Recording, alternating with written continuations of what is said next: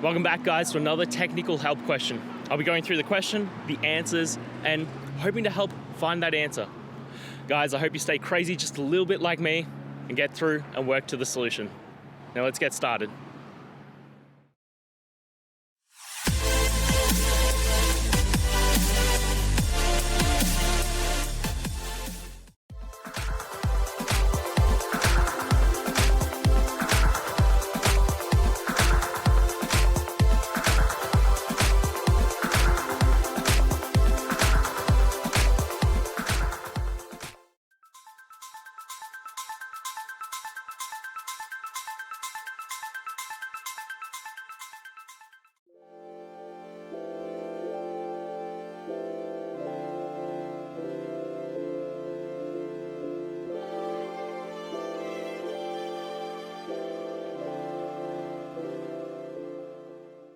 And that's it, guys. I hope those questions and answers really helped solve that solution for you.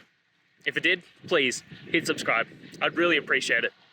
Now, until you need next technical video, I'll be here. Have a good one.